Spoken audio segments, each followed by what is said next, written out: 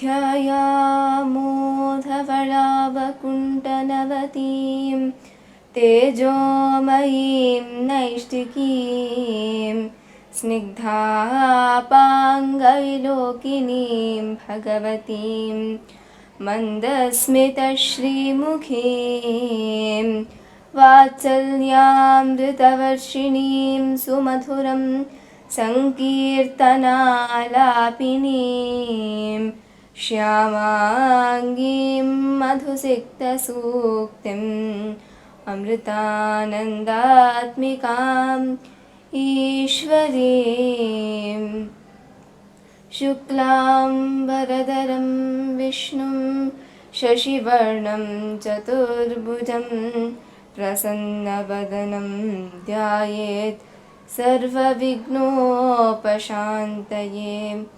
सरस्वती नमस्तुभ्यं वरदे कामरूपिणी विद्यारम्भं करिष्यामि सिद्धिर्भवतु मे सदा। ॐ शान्ति शान्ति शान्तिः। Om Amriteshwari Namaha. I welcome you all to another episode of Amritageetananda. The talk which we are going to hear now is the talk given by Swamiji to the student of Amrita School of Engineering, Bangalore campus, Amrita Vishwavidyapita, at their orientation program. In this talk, Swamiji will be focusing on the topics such as power of Guru Mantra and benefits of entering Grihastha Ashrama through Brahmacharya.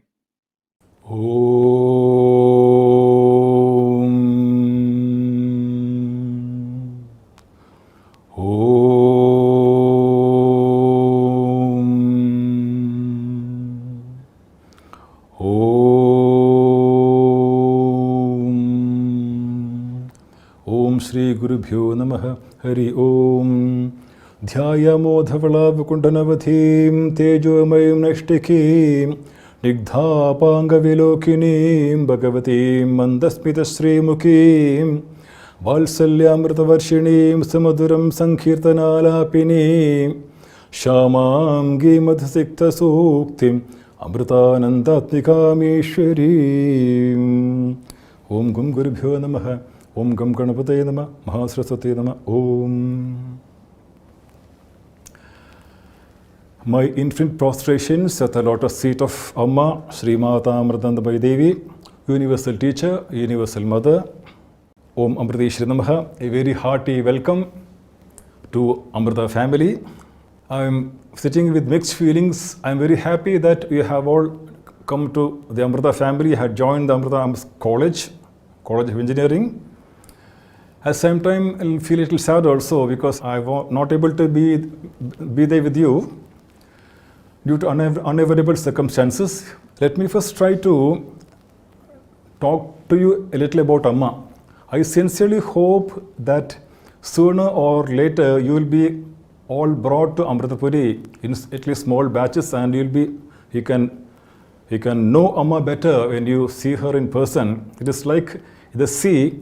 When I take you to the seashore and I show you this is the sea, you can see only small part of the sea. The ocean is very, very vast. We can never know the ocean with our naked eye. We need an aircraft to go high up in the air and a submarine to measure the depth also. In the same way, Amma may look like a single person. She is a person, but she is the divine being. We can never know her by our naked eyes. We have to go deep within ourselves to know her. I relate just one experience of Dr. Qasim from Mysore. He had come for Amma's darshan few years back, and he was sitting behind. So he was watching Amma when we gave them a token, but he said, "No, I don't want to go for darshan. I just want to observe Amma." So he sat there. He came in around 7 or 7 or 8 in the evening.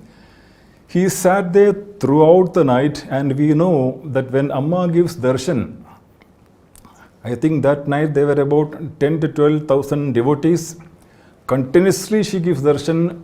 The record is 45,000 devotees. Continuously she gives darshan, especially on her birthday.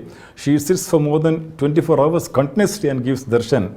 So this Dr. Kasim, he was observing Amma the whole night, and in the morning his eyes were filled with tears.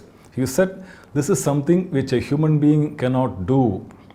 He said, I am an Ayurvedic doctor. If a person goes on lifting the same right hand, the Amma does not say, my right hand is tired, now let me use my left hand. No, she hugs all the 10,000, all the 12,000 or 20,000 or 30,000. She uses only her right hand to hug her devotees. This doctor said, this is something which a human being cannot do. If a person goes on lifting the hand like this, the hand will fall from the socket. There will be dislocation. And he became a very good devotee. Not only that, when we closely observe, when Amma hugs each devotee, she comes forward also. So there is strain for her back also that we don't usually notice.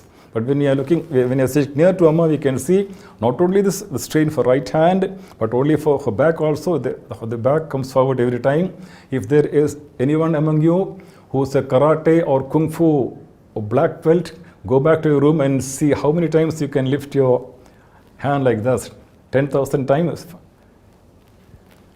So that is what we see. Amma, briefly, just one example, he becomes a very good devotee, and so there are many who asked Amma how we are able to do that. So Amma said, like this camera, when we operate a camera on a battery, you can use it for maybe 4 or 5 hours. But when the same camera is connected to the mains, you can use it for any length of time. So in the same way, I am connected to the mains.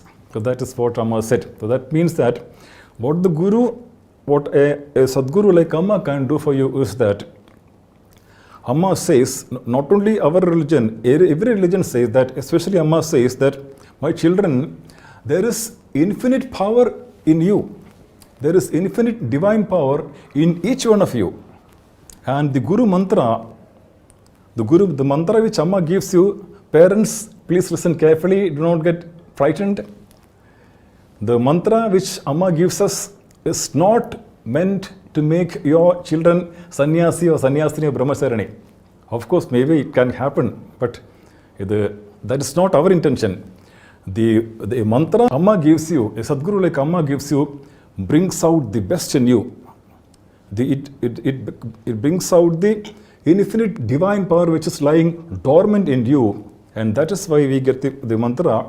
When I was a student like you in school and college, I used to get prizes for singing and other fine arts programs. But it is after I came to Amritapuri and I got Amma's mantra, I started writing my own bhajans, composing the tune and singing. This happened from the year 1985 or 86. Most of the Swamis, most of the Brahmacharis, we have not learned music at all, but we are all able to compose our own tunes. And if you come to Amritapuri, you will get the shock of your life. You can see little children there. Now there are more than 300 new bhajans, all composed, written, and the most beautiful tunes composed by little children, by youngsters of your age. The school children, we have more than 300 most melodious bhajans with beautiful words also. It is purely Amma's grace. So what I am trying to tell you is, mantra is meant to bring out the hidden divine power which is lying dormant in each one of you. When you go on chanting the mantra, this power comes out. It helps you in your day-to-day life. It can make you a better student. If you are a lecturer, it can make you a better lecturer. If you are a doctor, it make you a better doctor, etc. And secondly, it improves the quality. Now let us take an example. We develop our head. We get a lot of knowledge. Along with the knowledge, we learn to develop our head. Along with the development of the head, we have to learn to develop our heart also. The mantra, it purifies the mind. The mantra purifies the mind. So when we get a lot of knowledge, like in our tradition we have, so especially during Navaratri, we worship Durga, Lakshmi, Saraswati. So when we worship, you students also, many of you may be doing that. So when you acquire knowledge, when you acquire a lot of intelligence, along with that, the purity of mind is very, very important. So you balance, when you get knowledge and intelligence, learn to balance it with humility. That is what the mantra can give you. The purity of mind can give you, along with knowledge and intelligence, it can give you humility. You pray to Lakshmi for wealth. So along with wealth, you get, when your heart is pure, when you pray to Lakshmi, you get wealth, but you get compassion. And when you pray to Durga or Kali, you get physical strength. And along with physical strength, when our mind is pure, we get patience also. So, knowledge, intelligence balanced by humility, wealth balanced by compassion, strength compassed by patience. Then only the person is complete. Then only you can become a person like Sri Rama. Otherwise, if you have only intelligence, only wealth and only physical strength, with no humility, no compassion and no patience, one person, he can become a Ravana. This is what we have to understand very well. This is what we mean by quality. Think about quality. The moment we wake up till we go to sleep, we want all the best quality things. When we get up, when we go to the toilet, we want the best quality toothpaste, we want the best quality toilet soap, and finally we come after bath, we come here, we want all the best quality things. But the problem is, if this is quite natural, I want the best quality things, everything of the best quality. The question is, do I have quality? I may believe in God, I may not believe in God, but if I want the best quality things, I also have to have quality. This is what we see from Sri Ramayana. Ravana had everything, but he did not have that quality. Therefore, Sita did not want him. Whereas Sri Rama had the quality in him, and therefore Sita chose Sri Rama. This is what we have to understand. So therefore, for the Sadguru like Amma can give you the purity of mind. That is very, very important. And now, especially, we can see in this creation the human beings and the other living beings. There's a big difference between human beings and the other living beings. That is, for all living beings, there is only one type of growth, the physical growth. Like for example, we'll take the elephant, the biggest size animal. So that elephant, it may go to a height of 10 or 15 feet, it may weigh about 10 tons, we do not know exactly. So once the elephant attains its maximum physical growth, nothing else remains to be achieved. So or we can see, United States of America, there is a tree which they call as the redwood tree, which can grow to the height of, say, 500 feet, such a huge tree. But once it attains its maximum physical growth, nothing else remains to be achieved. So for the rest of the creation, there is only one growth, the physical growth. Whereas for the human beings, only for the human beings, it is not just the physical growth. We can see it is the world record. They say the tallest man in the Guinness Book of World Records is 11 feet. Tallest man. Heaviest man is Joe McEnroe twins, 500 pounds. So the maximum physical growth. But even though we achieve the maximum physical growth, still we want to grow more and more and more, because we have something which we call as mental growth, emotional growth. I want to grow more and more.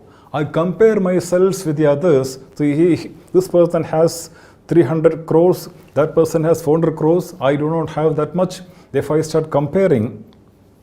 And therefore, I want to get the maximum growth.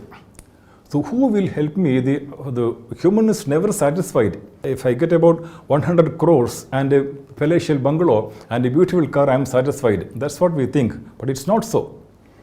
If I get this much, then I want a little more. Then I want a little more. I want more and more and more. Even if I get everything, still I want to get more and more and more. And therefore, the human being is never satisfied. So who will help him attain the maximum? A growth from where there is no more growth. If you ask a psychiatrist or psychologist, how do you define a mind which has attained the maximum growth and from which there is no more growth possible? The psychiatrist has no answer, psychologist has no answer. Whereas you come to Vedanta, in our scripture, they say that with the ekatvam anupashyate, he said, yasmin sarvani bhutani atma eva abhut vijhanataha tatra ko moha ko shokha ekatvam anupashyataha. Vedanta says that in a person who has attained the maximum growth, he sees himself as everything. That is what we call as Brahma. Brahma means in our common language we call as God. In our Vedic language we call it as Brahma. Brahma means the biggest. Nothing is bigger than Brahma. And therefore, when we say Brahmacharya only means the first part of our life we begin in Brahmacharya ashrama. From the age of 8 we wear this sacred thread, and then the Guru teaches you the lot of subjects. The Vedas has every subject under the sun. Finally, he gives you the spiritual knowledge. By the time you are 24 years old, the Guru says, now your education is complete. I have taught you all the important things all the important subjects I have taught you. Now you can go back. Your brahmacharya ashram is over. You can go back home and you can get married. They can enter the grihastha ashrama, the householder's life, the married life. Therefore, parents, I hope now you are happy. So for the past, from the year 1981, since the Mutt, Amata Amritanandamayi Mutt was established, more than 5,000 youngsters have asked Amma's permission to become brahmachari and brahmacharinis. Amma has taken less than 300.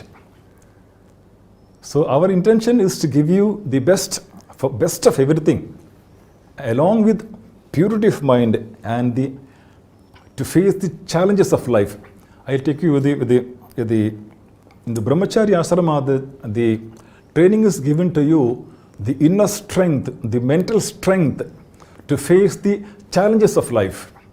So it takes the example of, they are talking about black belt. A black belt, the kung fu black belt or karate black belt. Physically he is so tough, he is so strong, and not only that, he has very sharp reflexes. You can never take a black belt by surprise. Suppose a black belt is sitting here. If you noiselessly you come behind him, he will know and he will turn and he'll hit you. His reflexes are so sharp that you can never take him by surprise. He's always alert, and the moment you hit him, yes, he'll block you. And his physical body is so tough and hard that nothing can hurt him. So you can never take a black belt by surprise. There may be black belts along you, and you will not explain to others also. So in the same way, in the brahmacharya ashrama, the Guru gives you not only worldly knowledge, all subjects Guru teaches you, and spiritual knowledge. Spiritual knowledge, especially the Guru mantra, makes you not only very, very pure, gives you the inner strength to face the challenges of life. That is very, very important. Now, so again, I hope that sooner or later you will be brought to Amritapuri in small batches and you can have Amma's darshan. When you come for Amma's darshan, please ask for Amma's mantra and start chanting Amma's mantra. You can see that a lot of changes happen within you. You become more and more intelligent. You get purity in your heart. When we walk out of the university, the important thing is that the Guru trains us in such a way. I'll give you one small example and then I will stop. Suppose you see a beautiful picture, a painting. The picture is very beautiful painting. You will ask, very beautiful painting. Who painted it? Immediately you want to know who's the painter. Or suppose you hear very beautiful music. You will hear very beautiful tune. Who composed it? Therefore, when you see creation, you want to know the creator. In the same way, the Guru is so skillful that he teaches you all about creation. He also gives you a lot of devotion. When you come out of the university, you have two types of mentality. The first is, this creation is so beautiful, I want to know the creator. You have devotion for God. That is the advantage of training in Gurukula. The creation is so beautiful, it's so wonderful. I want to know the creator. And that gives you a lot of the devotion for God. And secondly, the Guru will make you understand that I have taken so much from the creation, I have to give back.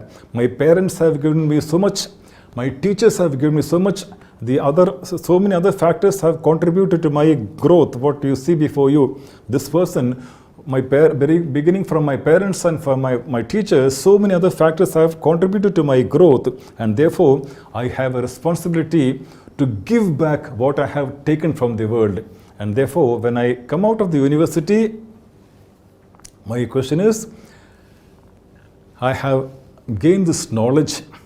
With this knowledge, how can I serve the world? That is the Guru's greatness.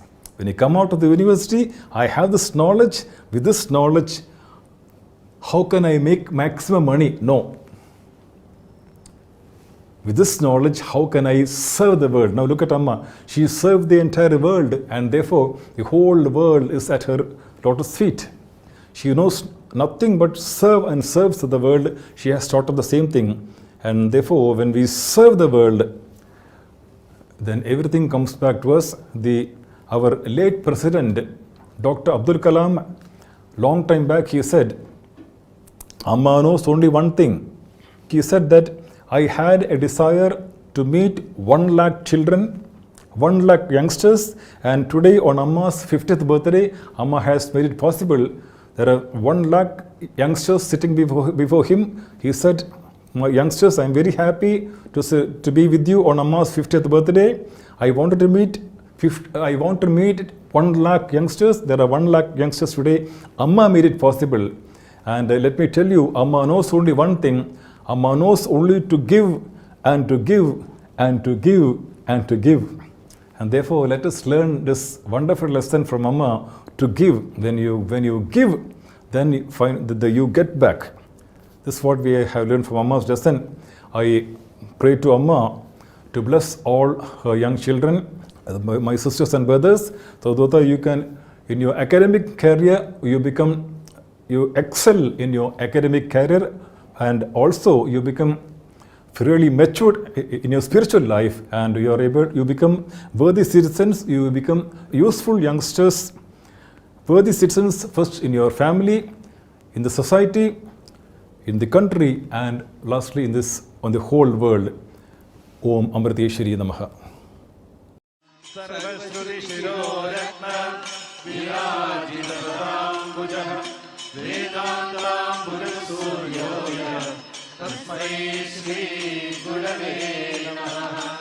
चैतन्यं शाश्वतश्चान्तो व्योमागीतो निरञ्जनः बिन्दुनादकलातीतः तस्मै श्रीगुरवे नमः ज्ञानशक्तिसमारूढः तत्त्वमायाविभूषितः मुक्तिमुक्तिप्रदाता तस्मै श्रीगुरवे नमः अनेकजन्मसम्प्राप्त कर्मबन्धविदारिणे आत्मज्ञानप्रदायिने तस्मै श्रीगुरवे नमः.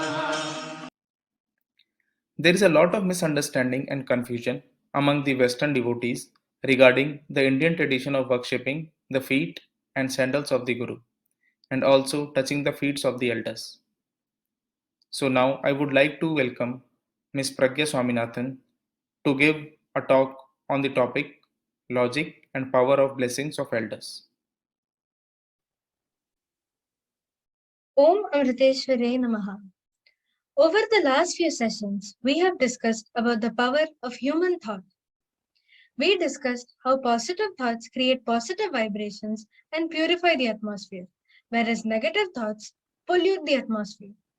Today, we will be discussing about a very beautiful topic, the power of blessings. What is a blessing?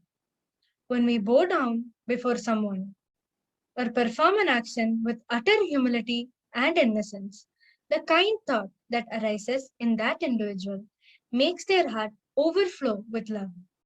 This is described as a blessing or anugraha. This kind thought has immense power and benefits us in ways we cannot imagine. Let me explain this with a small example. A few years ago, during one of Amma's Brahmasthanam festivals, all of Amma's senior sannyasi disciples, including Pujya Swami Amritaworld ji, were walking together. A small child who saw them stopped in front of them, folded her tiny hands and said, Namashivaya Swamiji.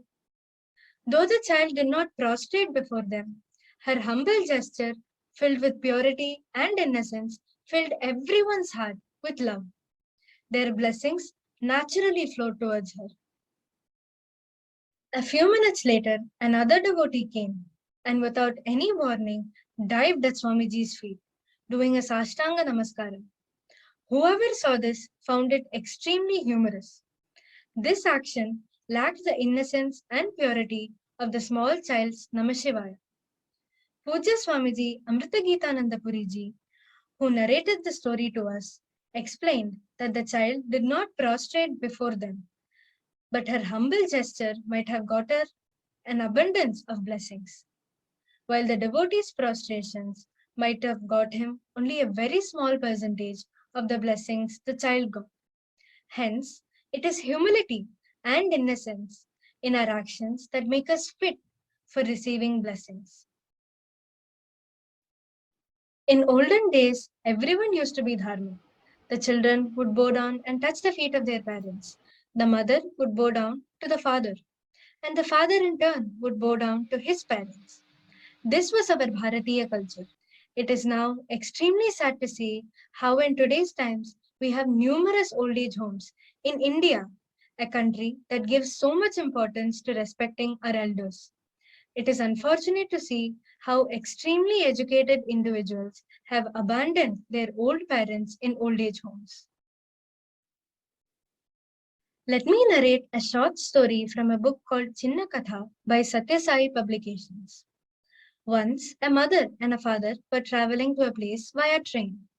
They had two sons. Both sons came to see off their parents in the railway station. The first son came and touched his parents' feet. The second son, though a very loving child, did not touch his parents' feet. Instead, he greeted them in a very friendly manner. After boarding the train, the mother saw the father lost in thought.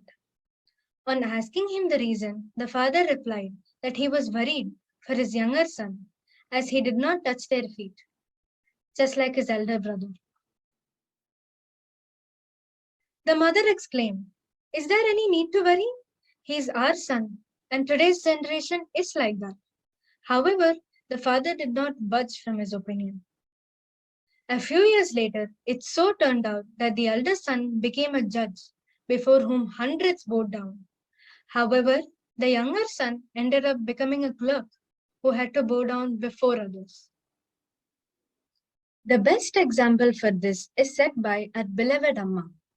We see How as soon as Amma comes to the stage, Amma bows down to everyone. Amma never sits in a chair and shows the gesture of blessing people, even though Amma is an avatar. Instead, Amma sets the example of humility and shows that we must bow down to the entire creation, seeing God in everyone. We have all heard about the Navagrahas. In order to escape from the trap of Navagrahas, we must instill a Vigraha in our hearts. We all have the best Vigraha right in front of us, Amma's beautiful form. When we instill Amma's form in our hearts, then we get Anugraha or blessings. When Ravana, Kumbhakarna, and Vibhishana sat for performing tapas, in the end, we can say both Ravana and Kumbhakarna received blessings. However, Vibhishana received both Anugraha and Kripa. This is the difference between blessings or Anugraha and grace or Kripa. While Anugraha can fulfill only first two Purusharthas of Artha and Kama, only Guru's Kripa or grace can instill the attitude of Dharma in us and lead us towards moksha. Surya Bhagwan spreads light impartially on this creation. When we do Surya Namaskar, we will get the nourishment based on the bhava with which we do. Similarly, Amma's blessings are ever present. If we are able to tune to Amma with an open heart, that is the best anugraha one can have. Praying to Amma that we all become able instruments to receive Amma's kripa. Om Namah Shivaya.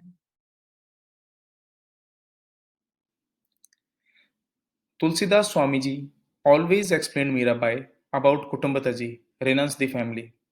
Every human being is a mixture of guna and dosha, positive and negative qualities, and absolute peace and joy can only be attained from God through Guru's grace. Now, Ashwathi will be giving a talk on the topic Blessings for a Blissful Life. Om Namah Shivaya. In one of his quotes, Saint Tulsidas says, Kudumbataji doesn't mean actually running away from family. In fact, Kudumbataji means when one realizes that his family cannot give him the eternal happiness or whatever he wants, he cannot get it from his family. Instead, he can only get it from God. A very simple example to illustrate this is, there was a man who was a great devotee of a Mahatma. When his son got married, he asks the Mahatma whether he can take the newly wedded couple to seek his blessings. The Mahatma agreed, and the man takes the newly wedded couples to seek the blessings of the Mahatma, and the Mahatma blesses both the couples. And after blessing the couples, the Mahatma offered them 3 dishes which was kept in front of him. So he asked the husband and wife to offer it to each other. So when they offered the first dish, it was a very sweet dish. When they offered the second dish, it was actually a bitter one. And again, or lastly, when they tasted the third dish, it was a sweet dish.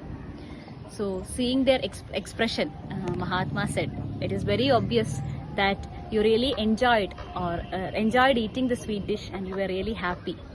And it is also sure that you didn't actually enjoy having the bitter dish, which was in fact made up of bitter gourd.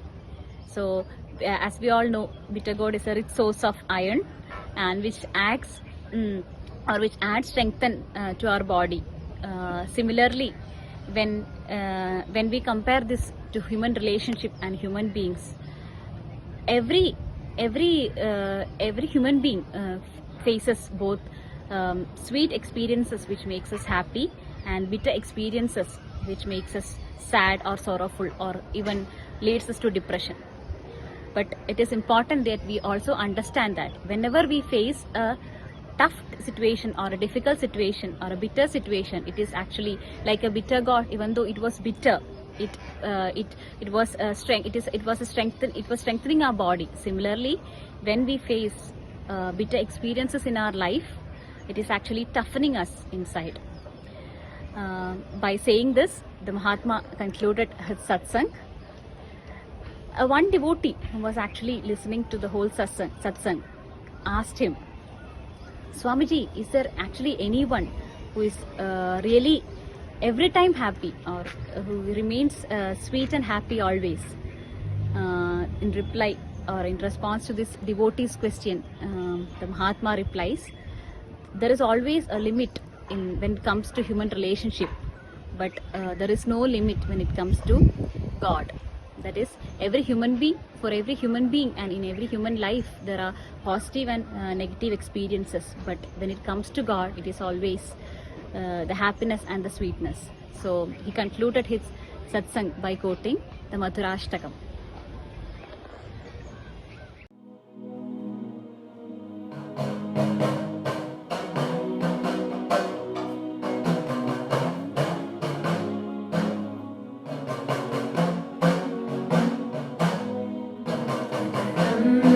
मधुरं वदनं मधुरं नयनं मधुरं हसितं मधुरं हृदयं मधुरं गमनं मधुरं मधुराधिपतेरखिलं मधुरम् चरितं मधुरं वसनं मधुरं हरितं मधुरं चरितं मधुरं भ्रमितं मधुरं मधुराधिपतेरखिलं मधुरम्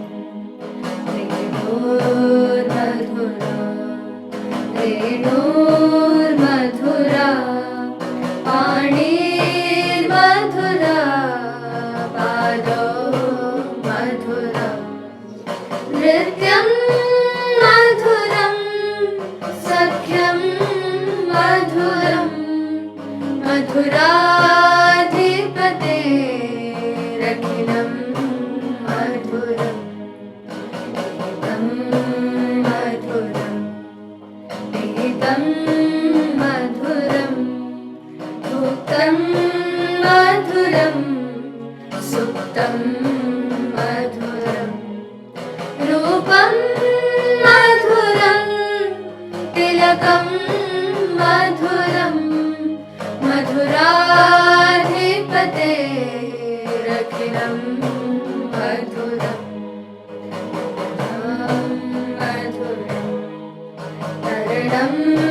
मधुरं हरणं मधुरं स्मरणं मधुरं वमितं मधुरं शमितं मधुरं मधुराधिपतेरखिलं मधुरम् मधुरा माला मधुरा यमुना मधुरा वीची मधुरा सलिलं मधुरं कमलं मधुरं मधुराधिपतेरखिलं मधुरम् मधुरा लीला मधुरा युक्तं मधुरं मुक्तं मधुरं दृष्टं मधुरं सृष्टं मधुरं मधुराधिपतेरखिलं मधुरम् मधुरा गाओ मधुरा यष्टिर्मधुरा सृष्टिर्मधुरा ललितं मधुरं हरितं मधुरं मधुराधिपतेरखिलं मधुरम् मधुराधिपतेरखिलं मधुरम्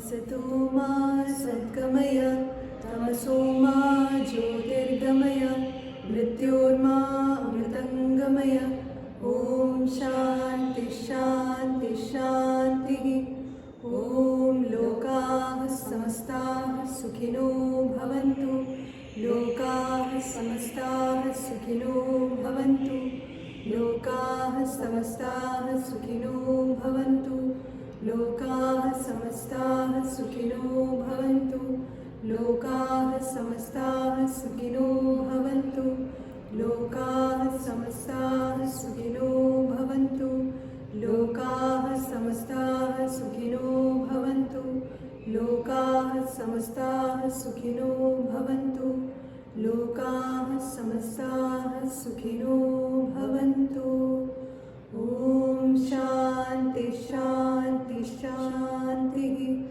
ॐ श्री गुरुभ्यो नमः हरिः